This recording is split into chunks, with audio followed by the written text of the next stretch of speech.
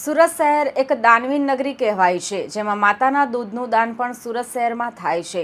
સુરત શહેરની અમૃતમ સંસ્થા દ્વારા માતા મિલ્ક ડોનેશન કેમ્પનું આયોજન કરવામાં આવ્યું હતું.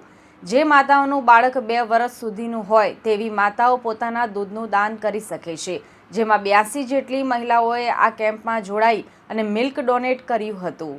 આ કેમ્પમાં અમૃતમ સંસ્થાના પ્રમુખ કુંજ પંસારી, સુરત શહેર પોલીસ કમિશનરના પત્ની સંધ્યા ગેહલોત હાજર રહ્યા હતા. આ સાથે જ ફેશન ડિઝાઇનર ટીના રાંકા પણ હાજર રહી હતી.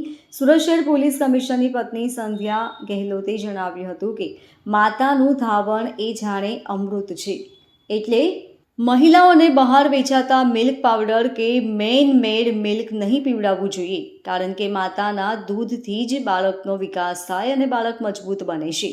સંસ્થાના પ્રમુખ કુંજ પંસારીએ જણાવ્યું હતું કે આ કેમ્પ 32મો કેમ્પ છે.